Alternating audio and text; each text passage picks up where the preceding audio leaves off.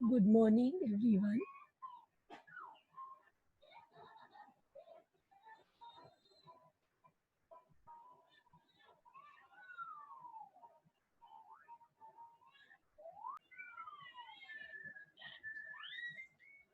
This is this is the sum we will be doing today. This is a sum where both income, expense, asset, and liability, all the information is given. So we have to prepare. See, the first line itself says the following balances have been extracted from the books of National Bank Limited as on 31st March 2013. Prepare the relevant profit and loss account and balance sheet. So, for this question, we have to prepare both profit and loss account as well as balance sheet. So, what is given? First thing which is given is the paid up capital. Paid up capital will come in the share capital, and then we have profit and loss account. In the bracket, it is given credit. Credit balance means always profit. Profit and loss account debit balance means net loss. Profit and loss account credit balance credit मतलब ये liability के side में आने वाला profit and loss account है so this is net profit P&L account which has a debit balance means accumulated losses.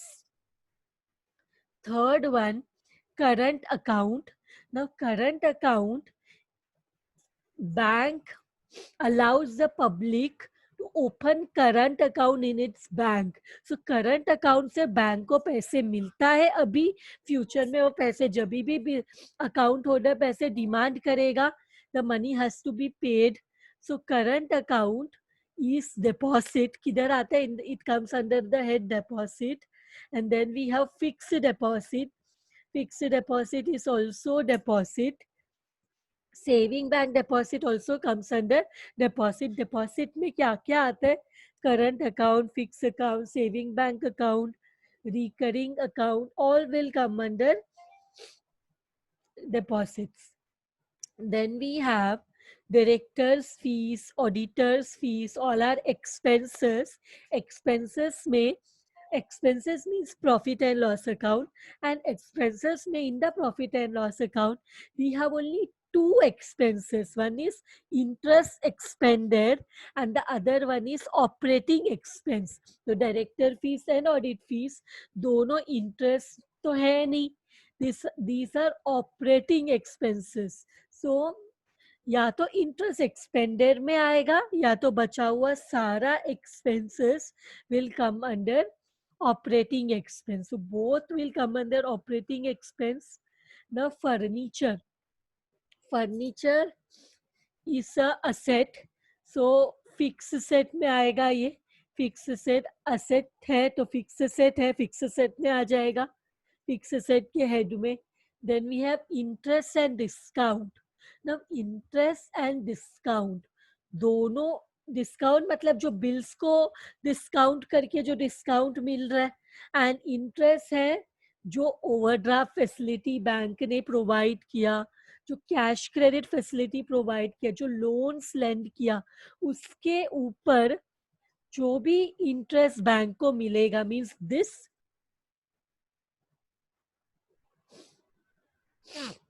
this interest is a income. Interest and discount ये interest and discount क्या है ये income है देखो ये जो हमें जो इंफॉर्मेशन दिया है this is just information to prepare profit and loss account and balance sheet this is not I am telling you this is not the trial balance में क्या होता है डेबिट साइड में you will have expenses and asset and credit side mein you will have income and liability but this what is given is not a trial balance this is just a information from which you can prepare both profit and loss account and balance sheet.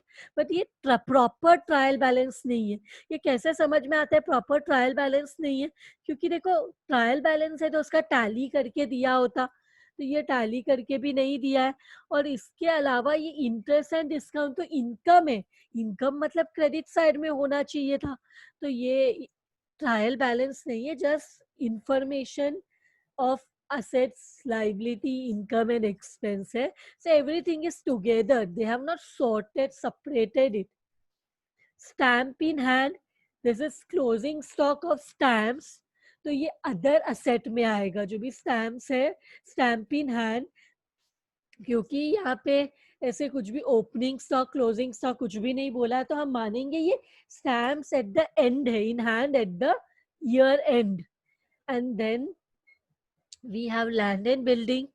Land and building is a fixed asset. Bank का premises है land and building.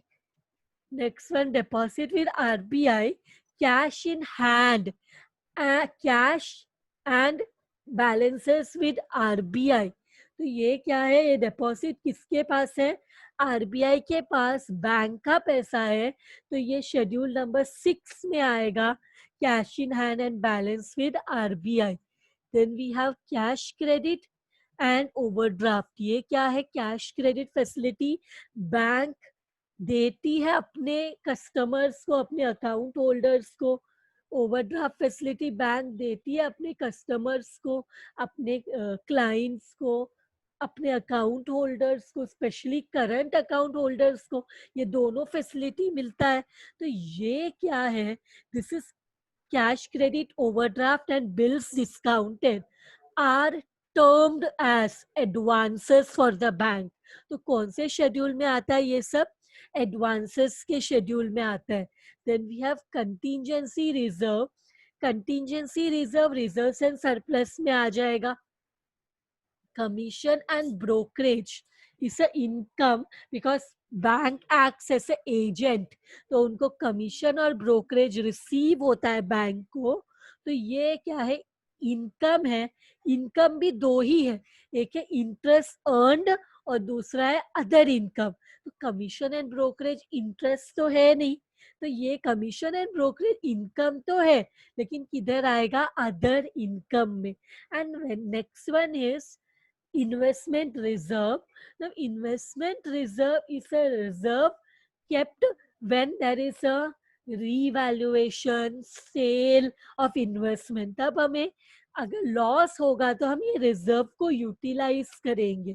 तो investment reserve है तो जरूर कुछ revaluation के बारे में क्वेश्चन में इन्वेस्टमेंट का नया वैल्यू कुछ दिया रहेगा, so that we can compare कि ये प्रॉफिट है रीवैल्यूएशन में या loss. Then we have branch adjustment. Credit. Credit means liability. Debit means asset because liability has credit balance, asset has debit balance. So branch adjustment मतलब क्या है, जब अभी एक bank has many other branches. So branch के साथ जो bank का एडजस्टमेंट है, लेन देन है, या तो बैंक हमारे बैंक को दूसरे बैंक से पैसा मिलना चाहिए या दूसरे बैंक को पैसा पे करना चाहिए, तो ब्रांच एडजस्टमेंट ये अगर क्रेडिट बैलेंस है तो लाइबिलिटी में आएगा, अदर लाइबिलिटी एंड प्रोविजंस में. और अगर डेबिट बैलेंस है तो ये असेट में आएगा, अदर असेट्स में. सो ये कौन सा बैलेंस है, क्रेडिट है. Credit means liability. Then after this what else do we have? After branch adjustment we have postage telegram. postage and telegram expenses है. एंड देखो हमें यहाँ पे दो चीज ध्यान में रख, दो मतलब चार चीज के बारे में सोचना है, दो चीज प्रिपेयर करना है. एक profit and loss account prepare करना है और दूसरा बैलेंस शीट. अब प्रॉफिट एंड लॉस अकाउंट में क्या रहता है, या तो इनकम रहेगा,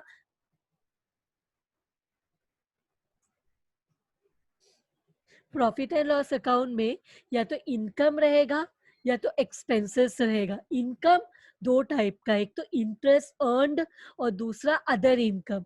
एक्सपेंस भी दो टाइप का है, या तो इंटरेस्ट एक्सपेंडेड या तो ऑपरेटिंग एक्सपेंसेस. सो बैंक, जैसे वी नो, बैंक का primary function is to accept deposit and then lend loans is the primary function. दोनों में इंटरेस्ट इन्वॉल्व है.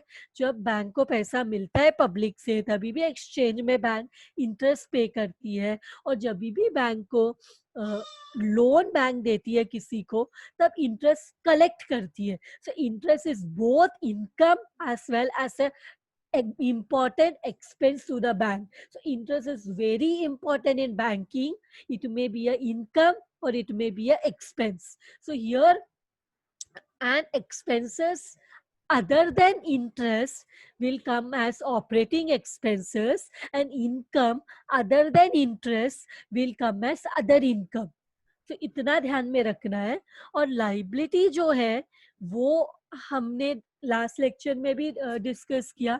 लाइबिलिटी एक तो शेयर कैपिटल है, दूसरा रिजर्व्स एंड सरप्लस है, तीसरा डिपॉजिट्स है, फिर बोरोइंग्स है. डिपॉजिट्स हमने डिस्कस किया, current account, fix deposit, saving bank account. Borrowings क्या हो सकता है? बैंक में borrow from other bank, bank में बोरो फ्रॉम आरबीआई, बैंक में borrow from other financial institutions. उसके अलावा मतलब share capital, reserve and surplus, deposit और बोरोइंग के अलावा जो भी दूसरा लाइबिलिटी है वो अदर लाइबिलिटी एंड प्रोविजन में आ जाता है. Same way for asset. सबसे पहले असेट में शेड्यूल नंबर 6 आता है, cash and balance with RBI. तो ये 6 वाला शेड्यूल है. उसके बाद है balances with banks and money at call and short notice. मतलब आप सबसे पहले हाथ में जो कैश है, दूसरा आरबीआई के पास जो पैसा है वो एक साथ दिखा दिया, फिर दूसरे बैंक में जो पैसा है, और money at call and short notice में जो पैसा है. Money at call and short notice मतलब क्या? For the short period of time अगर बैंक के पास ने कोई पैसा दूसरे बैंक में रखा है तो that is money at call and short notice. फिर हमारे पास है इन्वेस्टमेंट. फिर हमारे पास investment is a very important asset for bank, because bank के पास जो पैसा पब्लिक से आता है फ्रॉम द अकाउंट होल्डर्स, वो पैसे को बैंक इन्वेस्ट करती है. So investment is very important asset for a bank. After investment, other very important asset is advances. Advances schedule number 9 is cash credit facility given, overdraft facility given, and term loans given, and bills discounted, bills purchased and discounted. ये सबके ऊपर जो income मिलता है ना वो interest earned है. मतलब कैश क्रेडिट के ऊपर इंटरेस्ट मिलता है, ओवरड्राफ्ट के ऊपर इंटरेस्ट मिलता है, टर्म लोन्स के ऊपर इंटरेस्ट मिलता है, बिल परचेस किया तो डिस्काउंट मिलता है. ये एडवांसेस में जो इनकम मिलता है ना उसको हम इंटरेस्ट अर्नड में लिखते हैं. एंड बोरोइंग्स और डिपॉजिट्स में जो इंटरेस्ट पे करते हैं वो इंटरेस्ट एक्सपेंडेड में लिखते हैं. ध्यान में रखना, एडवांसेस जो मैंने डिस्कस किया, कैश क्रेडिट फैसिलिटी देना बैंक देती है, ओवरड्राफ्ट फैसिलिटी देती है, लोन्स देती है, बिल्स परचेस करके डिस्काउंट करती है. तो ये सबके ऊपर जो इनकम मिलता है वो इंटरेस्ट अर्नड है. और जो डिपॉजिट्स के ऊपर और बोरोइंग, डिपॉजिट क्या होता है? Fix deposit, saving deposit, current deposit. और बोरोइंग जो बैंक करती है दूसरे बैंक से, आरबीआई से, फाइनेंशियल इंस्टीट्यूशन से, ये सब के ऊपर जो इंटरेस्ट बैंक पे करती है वो इंटरेस्ट एक्सपेंडेड है. इसके अलावा जो भी इनकम रहेगा, जो भी एक्सपेंसेस रहेगा, इनकम अदर इनकम में आएगा और एक्सपेंसेस ऑपरेटिंग एक्सपेंसेस में आएगा. तो हम इतना समझने से हमारा profit and loss account sorted है. जस्ट इनकम दो है, एक्सपेंस दो है. प्रॉफिट एंड लॉस अकाउंट में बस इतना ही है. इसके अलावा हमने डिस्कस किया इन्वेस्टमेंट, फिर एडवांसेस जो हमने डिस्कस किया. एडवांसेस में क्या आता है? Cash credit, overdraft, bill discounted, purchase, loans given. उसके अलावा फिक्स असेट आता है, फिर आता है अदर असेट. बैलेंस शीट में भी इतना ही है. देखो, बैंक का जो असेट साइड है वो लिक्विडिटी बेसिस में आते, नहीं तो हम हमेशा देखते सबसे पहले फिक्स एसेट लिखते, लेकिन यहाँ पे हम फिक्स एसेट लास्ट में लिखते. फिक्स एसेट, फिर शेड्यूल नंबर 10 और अदर असेट शेड्यूल नंबर 11। फिर हम बैलेंस शीट तो बन जाता है, फिर बैलेंस शीट में उसके नीचे टोटल के नीचे हम कंटिंजेंट लायबिलिटी लिखते हैं जो कि शेड्यूल नंबर 12 है। तो यहाँ तक हो गया। पोस्टेज एंड टेलीग्राम एक्सपेंस है, प्रिंटिंग एंड स्टेशनरी एक्सपेंस है। अदर देन इंटरेस्ट जो भी एक्सपेंस होगा वो ऑपरेटिंग एक्सपेंस रहेगा। फिर हमारे पास है रेंट टैक्सेस एंड प्रीमियम, ये भी ऑपरेटिंग एक्सपेंस है। फिर प्रोविडेंट फंड कंट्रीब्यूशन, सैलरीज, ये दोनों सैलरी के ऊपर ही पीएफ कंट्रीब्यूशन आएगा। ये दोनों किस में आएगा? ये दोनों ऑपरेटिंग एक्सपेंस में ऐड करके आएगा, बिकॉज पेमेंट टू एम्प्लॉइज है ये, payment to and provision to employees है ये, मतलब it is payment to employees ना, PF and salary. Then we have unexpired insurance, means insurance का पैसा हमने एक्स्ट्रा पे किया है, प्रीपेड इंश्योरेंस भी बोल सकते हैं, अनएक्सपायर्ड इंश्योरेंस भी बोल सकते हैं, बिकॉज हमने नेक्स्ट ईयर का भी इंश्योरेंस अभी से पे कर दिया। सो प्रीपेड इंश्योरेंस या unexpired insurance, interchangeably we can use this words. So क्या है ये प्रीपेड इंश्योरेंस? असेट है, ये लाइबिलिटी है। प्रीपेड एक्सपेंस इज असेट, तो ये कहाँ आएगा? फिक्स असेट के बाद जो अदर असेट है उधर आ जाएगा, क्योंकि अनएक्सपायर्ड असेट कैश बैलेंस नहीं है, इन्वेस्टमेंट नहीं है, एडवांसेस नहीं है, फिक्स असेट नहीं है, तो क्या हो जाएगा? अदर असेट हो जाएगा। Statutory reserve fund, reserve and surplus. Legal expense, expense है, इंटरेस्ट नहीं है, इंटरेस्ट के अलावा एक्सपेंस है, तो operating expense. Cash in hand, सबसे पहले सबसे लिक्विड तो हाथ में जो पैसा होता है वो होता है, तो cash in hand and balance with RBI, तो ये वहां पे आएगा कैश इन हैंड। फिर deposit with RBI, cash in, देखो यहाँ पे देखो डिपॉजिट विद आरबीआई, ये दोनों को ऐड करेंगे तो हमें cash and balance with RBI आ जाएगा। फिर हमारे पास है deposit with other bank, money with balance with other bank and money at call and short notice, उसमें आता है ये। फिर इन्वेस्टमेंट, जैसे मैंने बोला बहुत इंपॉर्टेंट शेड्यूल है इन्वेस्टमेंट। फिर हमारे पास है बिल डिस्काउंटेड, जो कि एडवांसेस में ही आते हैं, bill purchase and discounted. Last में reserve fund, reserve fund is reserve and surplus. फिर हमारे पास क्वेश्चन में दिया है authorized capital of the bank was rupees 50 lakh divided into 50,000 of shares of rupees 100 each. Authorized capital is given. After authorized, what is given? Market value of investment 16 lakh 80,000 on 31st March 2013, and investment should be brought down to this figure. जरा देखो investment का old value कितना है? Investment का old value था 17,56,250 और new value क्या है? 16,80,000। तो ये वैल्यू ज्यादा हुआ है इन्वेस्टमेंट का या कम हुआ है? बोलते हैं पहले इन्वेस्टमेंट का वैल्यू था 17,56,250, अब इन्वेस्टमेंट को ये वैल्यू में लेके आना है।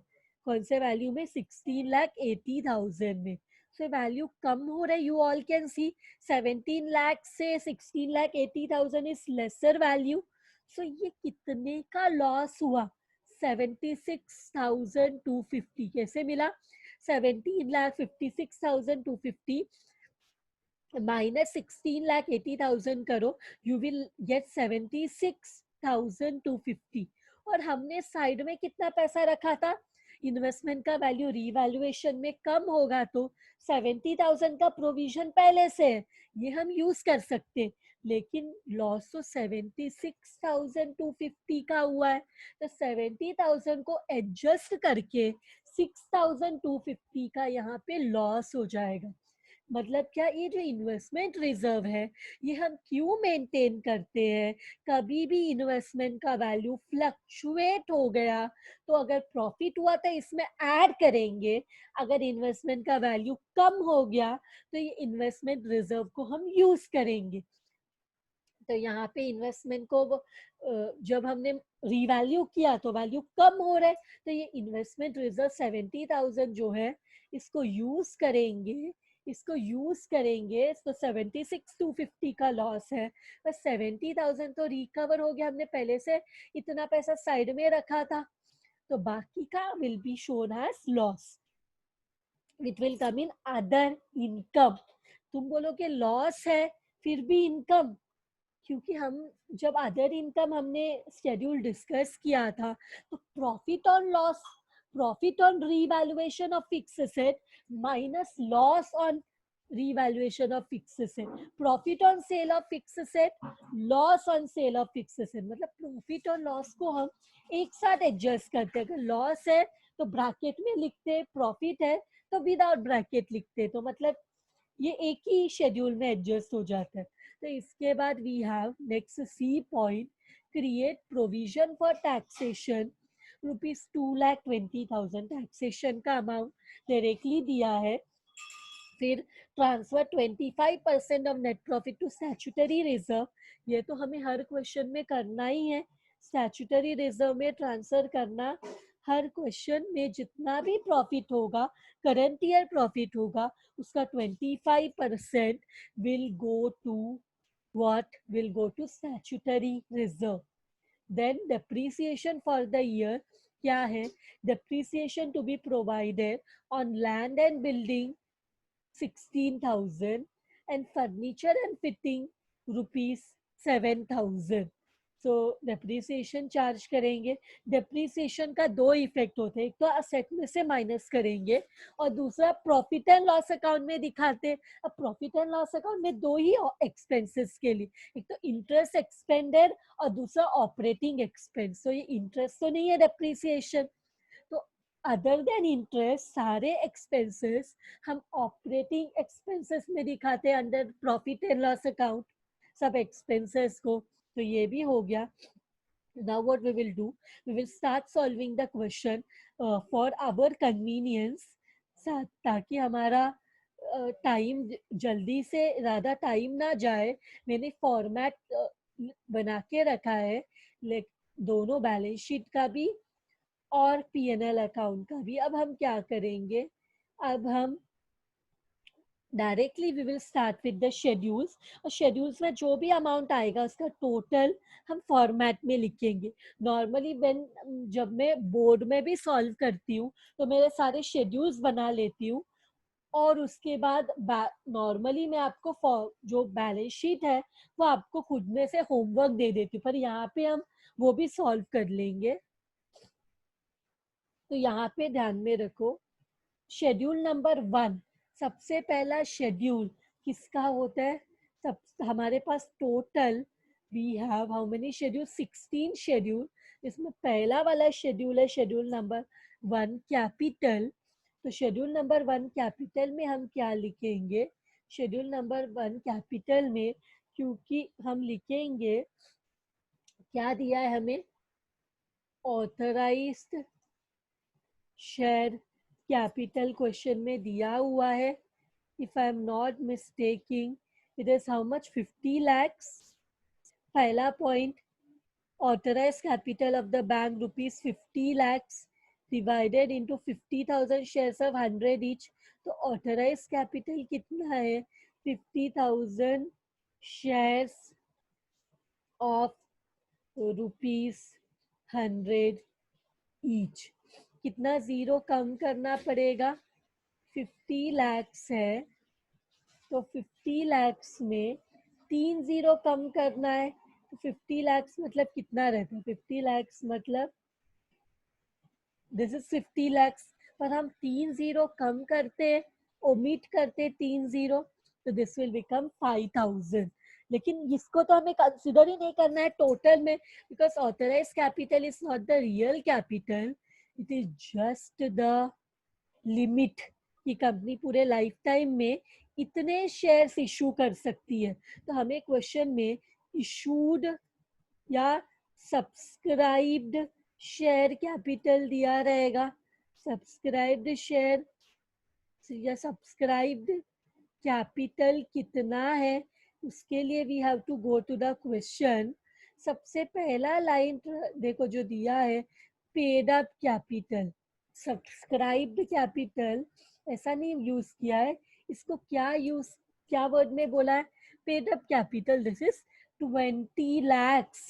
20 lakhs मतलब 3 0 कम करो 20 lakhs में से, 3 0 20 lakhs में से कम करो, कितना बचेगा, 2000। सो यहाँ पे हम शेड्यूल में जाएंगे, इधर हम ऐसे भी लिख सकते सब्सक्राइब्ड और पेड अप कैपिटल। सो क्या अमाउंट है, अब 20,000, if it is 20 lakhs then it should be how much shares,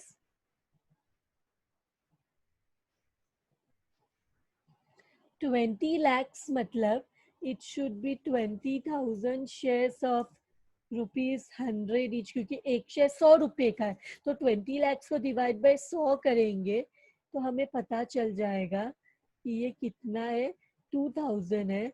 लेकिन ये तो हमें काउंट करना है टोटल में, तो 2000 को, तो ये टोटल हमारा शेयर कैपिटल का टोटल हो जाएगा, मतलब शेयर कैपिटल में हम लिखेंगे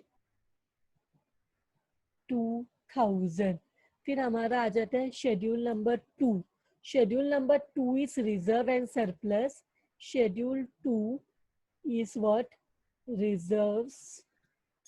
schedule number 2 is reserves and surplus. तो रिजर्व्स में हम सारे रिजर्व्स बताएंगे और सरप्लस में हम balance of profit and loss account बताते हैं। तो जरा क्वेश्चन में देखो कितना रिजर्व्स है, क्वेश्चन में कितना रिजर्व है, ये लाइन से जाएंगे तो ये रिजर्व नहीं, ये रिजर्व नहीं, कंटिंजेंसी रिजर्व इज देयर। फिर इन्वेस्टमेंट रिजर्व, ये तो यूज होने वाला है, तो ये तो यूज होगा तो इसको दिखा के मतलब नहीं, तो पूरा यूटिलाइज होने वाला है, दिखाएंगे तो फिर उसको नील करना पड़ेगा।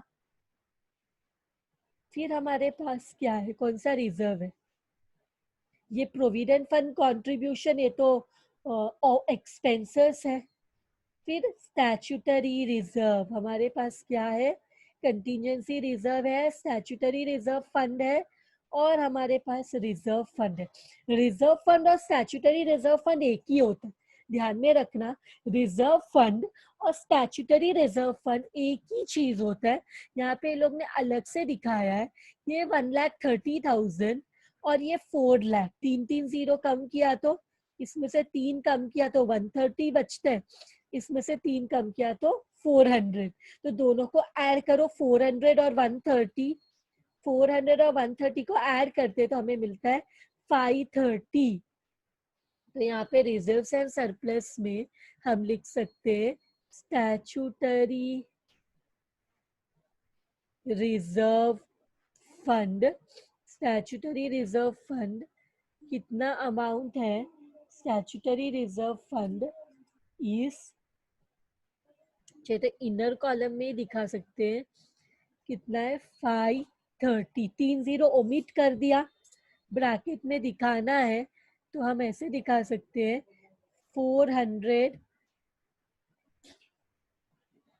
प्लस 130, दोनों को ऐड करेंगे तो 530। फिर हमारे पास यहाँ पे स्टैच्यूटरी में क्या एक और चीज आना चाहिए, एडिशंस, करंट ईयर ट्रांसफर। पर करंट ईयर ट्रांसफर हमें तब तक पता नहीं चलेगा जब तक हम प्रॉफिट एंड लॉस अकाउंट नहीं प्रिपेयर करते, तो profit and loss account prepare करने के बाद ही हम ये फिल कर सकते हैं। इसके बाद हमारे पास है दूसरा रिजर्व जिसको हम बोलते हैं revenue and other reserves. Statutory reserve में ये है, फिर ऐसे तुमको हेडिंग्स नहीं देना तो डायरेक्टली, फिर कौन सा रिजर्व है, कंटीजेंसी रिजर्व। कंटीजेंसी रिजर्व का अमाउंट कितना है, कंटीजेंसी रिजर्व का अमाउंट है 1 लाख। कंटीजेंसी रिजर्व का अमाउंट है 1 लाख, तो 1 लाख में 3 0 कम कर दो, कितना हो जाएगा, 100 हो जाएगा। सो इसमें तो कुछ भी ये नहीं है, तो डायरेक्टली मैंने लिखा 100। फिर लास्ट में हम लिखते हैं लास्ट में सरप्लस का प्रॉफिट एंड लॉस अकाउंट, ये कहाँ से, प्रॉफिट एंड लॉस अकाउंट जो है ये अभी नहीं लिखेंगे, जब पीएनएल अकाउंट बन जाएगा उसके बाद लिखेंगे। तो इसका टोटल भी हम नहीं कर पाएंगे अभी, पहले हमें profit and loss account prepare करना पड़ेगा, उसके बाद ही इसका टोटल आ सकता है।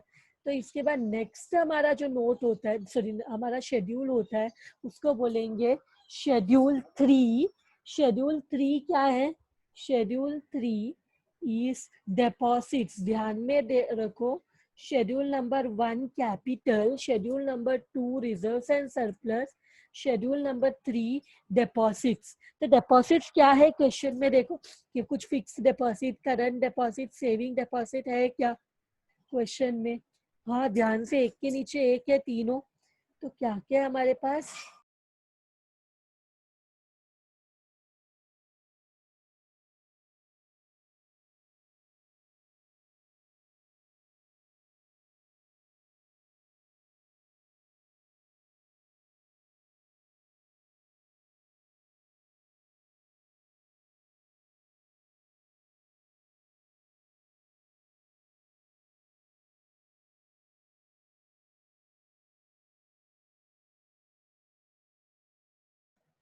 हमारे पास यहाँ पे तीन चीज है डिपॉजिट में, सेविंग डिपॉजिट, फिक्स डिपॉजिट और करंट अकाउंट।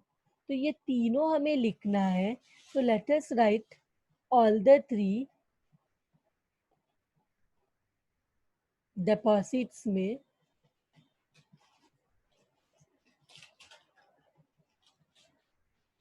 करंट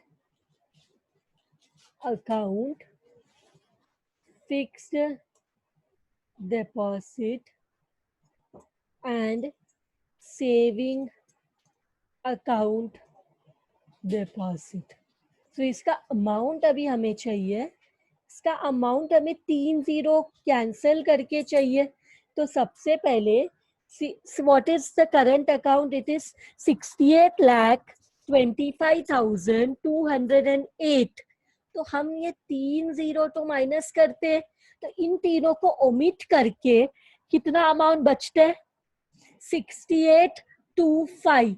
लेकिन अगर यहाँ पे 5,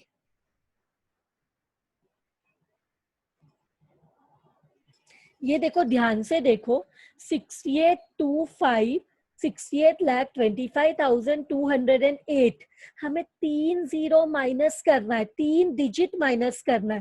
तो अगर यहाँ पे 208 के बदले में 508 होता तो हम क्या कर लेते, ये 6826 कर देते। मतलब अगर 0.5, ये थर्ड तीसरा डिजिट है, ये पहला 1 2 3, तो ये अगर 208 के,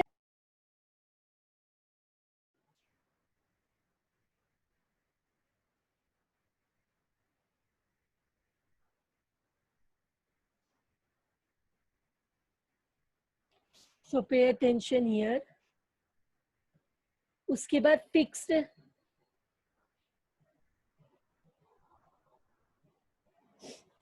डिपॉजिट, फिक्स्ड डिपॉजिट क्या है, फिक्स्ड डिपॉजिट 77,91,108। यहाँ पे भी हमें तो 3 डिजिट कम करना है, ओमिट करना है 3 जीरोस या 3 फिगर जो भी होगा। तो 108 को हटा कर कितना बचता है, 7791। Same way saving bank deposit में भी 3 जीरो कम करके क्या बचता है, 5136। तो यहाँ पे भी 3 जीरो माइनस करके क्या, तीन जो है 3 फिगर माइनस करके क्या बचता है, 6825। तो इधर लिखेंगे करंट अकाउंट क्या है, करंट अकाउंट इज 682,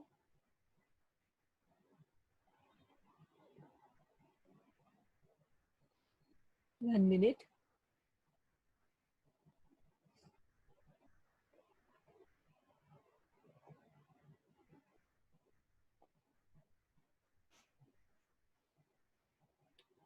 अमाउंट है 6825। लिखेंगे 25 एंड फिक्स डिपॉजिट है, करंट अकाउंट इतना हो गया, फिक्स डिपॉजिट कितना है 7791, 108 को तो मैं 3 डिजिट कम करते हैं हम, तो 7791, तो ये हो जाएगा 7791, और लास्ट वाला that is our saving account deposit is how much 5136, 3 जो जीरो है वो हमने कम किया, तो ये हो गया 5136, ये हो गया 5136, तो ये सबको ऐड करके क्या अमाउंट आएगा हमें, और कुछ है इधर, और कुछ भी नहीं है ना, only this much is there.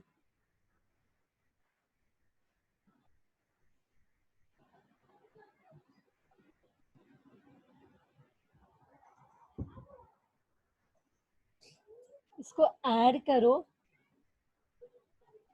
इसको ऐड करो तीनों को ऐड करके टोटल कितना आ रहा है, ये तीनों को ऐड करके तीनों का अमाउंट क्या है 6825 7791 and 5136, I am getting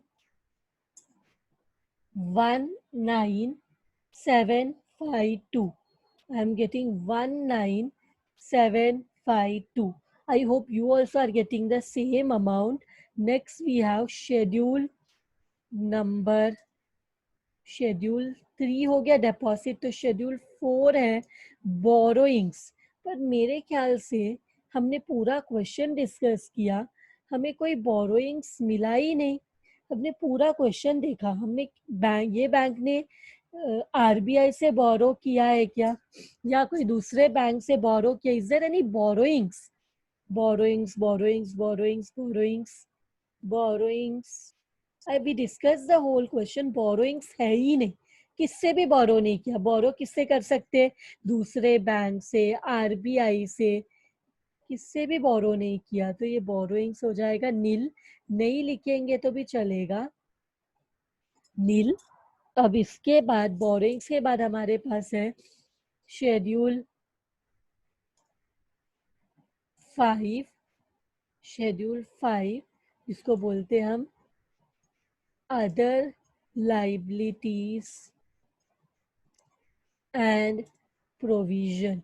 एक प्रोविजन क्वेश्चन में दिया है, देखो एडजस्टमेंट में, one provision is there of what, one provision is there of tax. देखा ना यहाँ पे टैक्स क्वेश्चन में दिया है, प्रोविजन फॉर टैक्स आता है ना, दो इफेक्ट रहते हैं, एक तो पीएनएल अकाउंट में टैक्स माइनस होता है, और दूसरा अदर लाइबिलिटीज में आता है। तो प्रोविजन हमारे पास है टैक्स, पर और कुछ है जो अदर लाइबिलिटीज में आना चाहिए, bills payable, inter branch adjustment, outstanding expenses, कुछ ऐसा है इधर। देखो यहाँ पे एक चीज है ब्रांच एडजस्टमेंट क्रेडिट, क्रेडिट मतलब समझ में आना चाहिए, क्रेडिट मतलब दिस इज लाइबिलिटी। तो ब्रांच एडजस्टमेंट कितना है, तीन तीन अमाउंट जो फिगर है वो माइनस करना है, तो 73,788, क्योंकि ये 7 है, 0.5 से ज्यादा है, क्योंकि ये 7 है, 7 मतलब 5 से ज्यादा, तो ये 73 को हम 74 करेंगे। हम यहाँ पे 3, क्योंकि बैंकिंग अकाउंट में हमेशा 3 फिगर्स कम करना पड़ता है, तो ये 73,788 को हमें राउंड ऑफ करना है। तो राउंड ऑफ कैसे करेंगे, क्योंकि 5 से ज्यादा है, इस 73 को 74 कर देंगे, तो यहाँ पे अदर लाइबिलिटीज में आ जाएगा। सबसे पहले तो अदर लाइबिलिटीज में सबसे पहले आता है ब्रांच एडजस्टमेंट, 73,788 था। फिर हमने क्या किया, 73 के बाद 7 है, 3 जीरो जो हमें माइनस करना होता है, अगर वो 5 या 5 से बड़ा अमाउंट होगा, 500 से बड़ा अमाउंट होगा, तो हम पहले वाले इसको राउंड ऑफ, हायर में राउंड ऑफ करेंगे। अगर ये ऐसा होता, ये जो हमारा अमाउंट है 73 ब्रांच एडजस्टमेंट 73,788, लेकिन अगर ये 73,488 होता,